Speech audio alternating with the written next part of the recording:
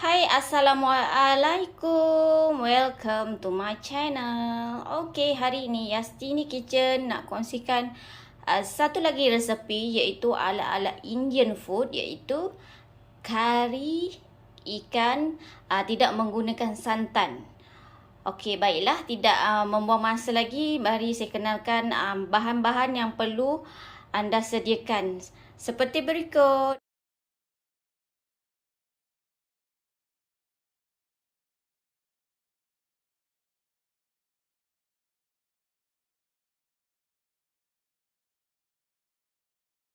Hari ni kita nak tunjuk macam mana satu petua, iaitu macam mana kita nak menghilangkan bau hanyir pada ikan. Okey, saya nak tunjuk satu petua. Anda boleh tengok video ni ya. Kita ambil tepung gandum. Alright, ni ikan. Kemudian kita letakkan tepung gandum ni di dalam ikan.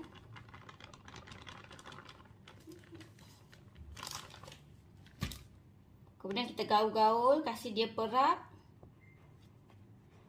Okey, gaul tepung gandum ni sehingga dia betul-betul menutupi semua bahagian ikan. Okey, dia jadi macam ni.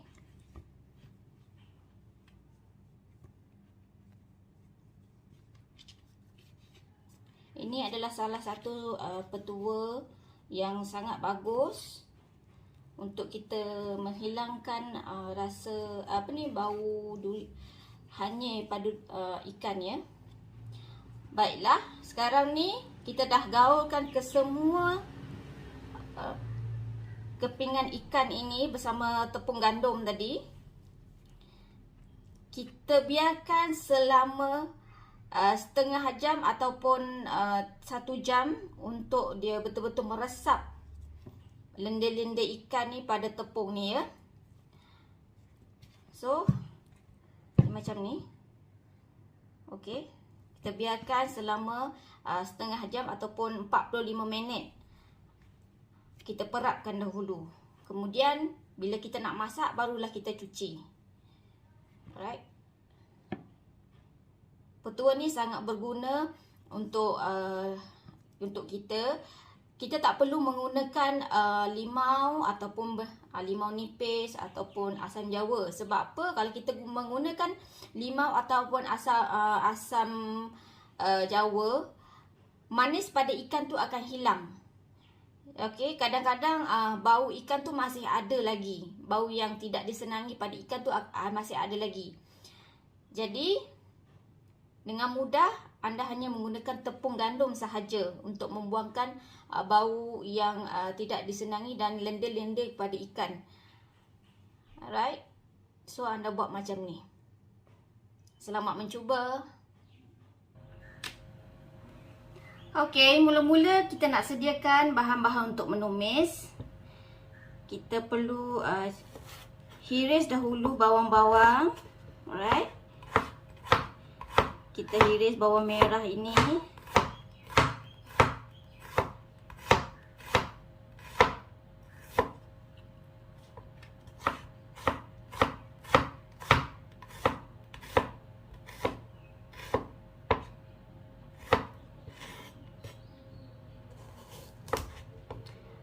Bahan-bahan untuk menumis ni anda juga boleh kisar ataupun dihiris. Itu terpulang kepada cara masing-masing. Macam saya hari ni nak hiris sahaja ke semua barang-barang ini.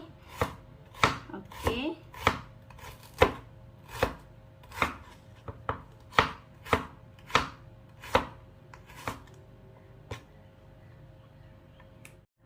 Setelah habis kita hiris bawang merah, kemudian kita hiris bawang putih pula ya.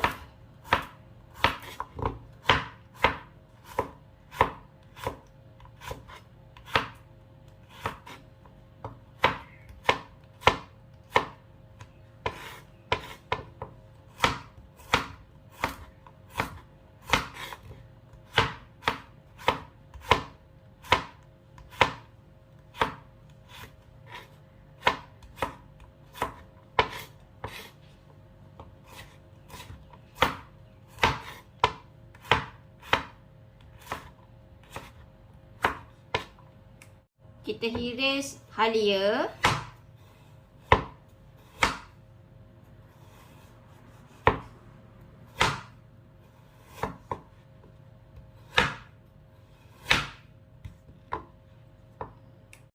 Kita hiris halia memanjang-manjang seperti ini ya.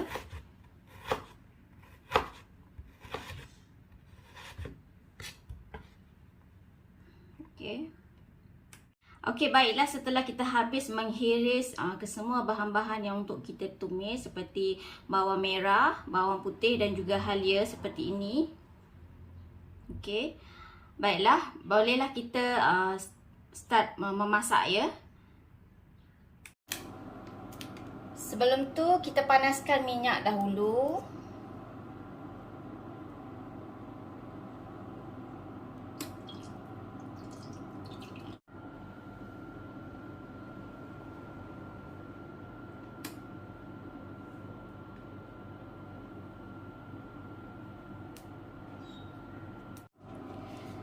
Setelah minyak panas, kita tumiskan kesemua bahan-bahan yang telah kita hiris tadi ya.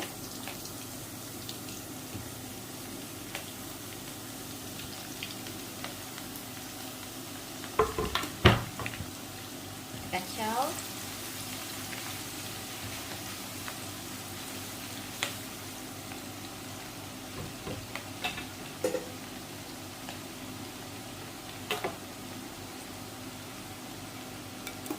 Kemudian kita masukkan 4 sekawan kulit kayu manis, buah pelaga, bunga cengkeh dan bunga lawang.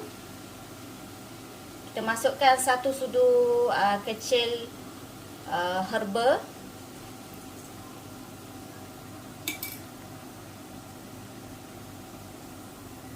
Kita masukkan daun kari. Kacau-kacau lagi ya.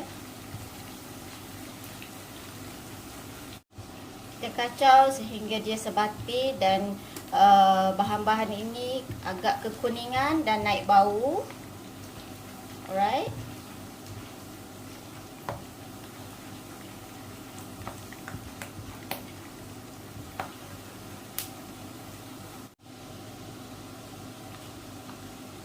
Setelah bahan-bahan ini sudah garing dan juga agak kekuningan, bolehlah kita masukkan serbuk kari ikan.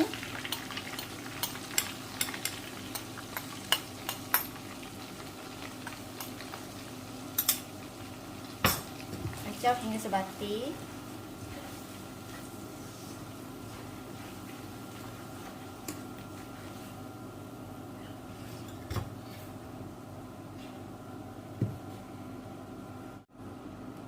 Kita masukkan air.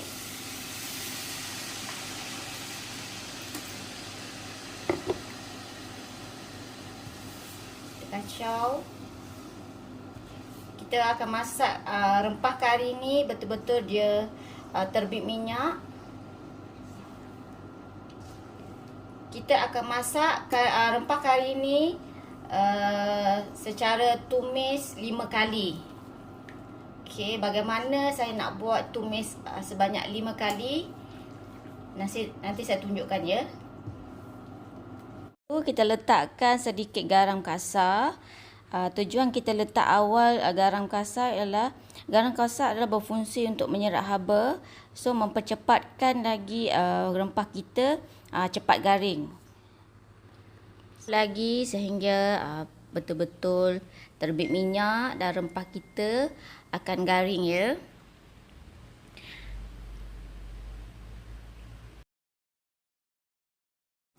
Baiklah, rempah kita pun sudah garing. Kita letak lagi air sedikit sahaja.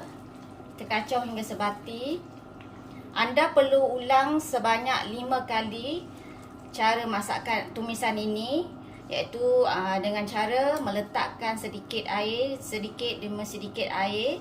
Setelah garing rempah ini, anda letak lagi air sebanyak 5 kali. Okey, kita kacaukan sebati.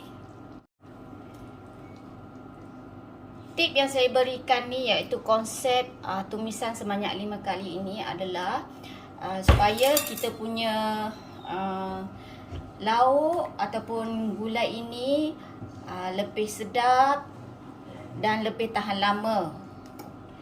Jadi terpulang pada anda semua. Boleh juga kalau anda nak buat satu kali tumisan sahaja, tapi pada saya lebih suka untuk mengikut konsep tumisan sebanyak 5 kali supaya saya punya kari ni lebih sedap, lebih tahan lama. Dan jika tak habis, kita boleh simpan selama 3 hari dan kita panas. Okey, kita sentiasa panaskan. Jadi kita punya kari ni lagi bertambah sedap dan kita tak akan rasa bila kita makan tu kita tak akan rasa rempah-rempah di lidah. Maknanya kita punya ramuan ni betul-betul masak. Okay, you all boleh cuba di rumah. Alright. Sangat simple dan mudah sahaja petua ni. Baiklah. Kari kita telah pun garing dan juga terbit minyak. Kita letakkan 1 sudu makan asam jawa. Asam jawa ni terpulang kepada anda, sama ada anda nak guna asam jawa ataupun tairu, ataupun anda pun boleh juga menggunakan yogurt. Macam saya, apa yang ada saja di rumah. Dan untuk rasa lebih masam, saya akan letakkan lebih sedikit. Okay, dekat kari ni, iaitu asam jawa. Kita kacau sebati. Macam kari ikan ni, saya lebih suka agak sedikit masam. Ikut cita rasa masing-masing lah. You all nak buat macam mana. Alright. Kita kacau hingga sebati. Setelah betul-betul sebati, kita masukkan ikan yang telah kita cuci terlebih dahulu. Ikan ni tadi kita dah perap dengan tepung selama 30 minit hingga 1 jam. Betul untuk menghilangkan bau hanyir dan juga lendir pada ikan.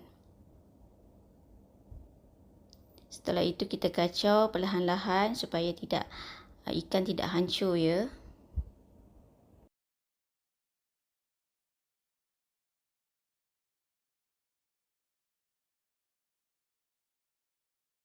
Okey, baiklah, mari kita tengok ikan kita. Okey, jika kuah ini agak terlalu pekat, kita boleh tambahkan sedikit air.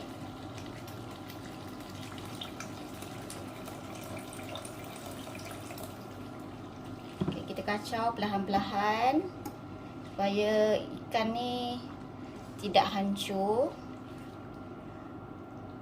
Okey. Macam saya lebih suka kuah dia agak sedikit pekat dan tidak cair, sederhana. Jadi terpulang kepada anda semua nak macam mana.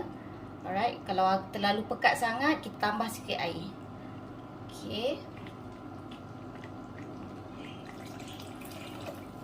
Alright, kita kacau hingga sebati.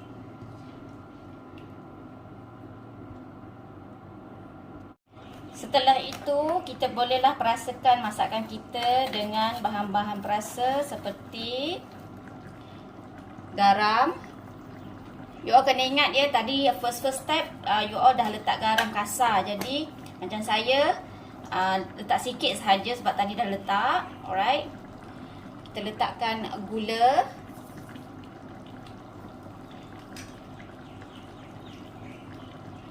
Kita kacau hingga sebati. Kalau tak cukup masam, you all boleh tambah lagi asam jawa. Kita kacau lagi. Okay, kita kacau hingga sebati.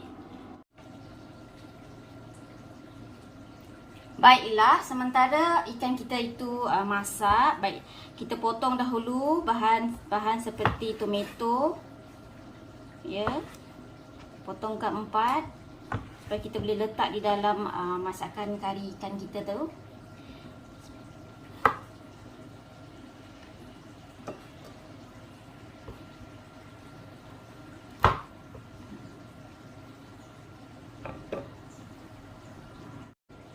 Kita ada 1 biji cili hijau. Kita potongkan tengah-tengah ni ya. Okey, seperti ini. Alright. Baiklah, kari kita pun dah hampir-hampir masak. Bolehlah kita letakkan seperti kacang bendir yang telah kita potong, ya. Macam saya tak suka letak kacang bendir ni terlalu awal sebab nak kekalkan kerangupan dia lagi. Kita letakkan cili hijau. Kita letakkan tomato yang telah kita potong tadi, ya.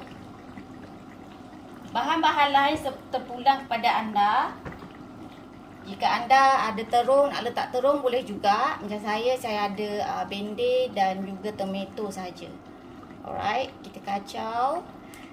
Biarkan dia kacang bendir ni agak lembut. Kita jangan kacau selalu, ya, sebab nanti kita punya ikan yang akan hancur. Alright. Baiklah, kari ikan kita pun sudah masak. Sangat sedap. Inilah hasilnya, iaitu kari ikan tidak menggunakan santan, iaitu ala Indian, ya. Semasak ala Indian. Anda boleh cuba di rumah, sangat mudah, simple, yang penting sedap. Okey, lauk seperti ini lebih sedap jika dimakan pada esok harinya. Sebabnya dia lebih mesra. Okey, you all boleh cuba di rumah. Yang penting sedap, ringkas, mudah untuk disediakan. Alright, selamat mencuba.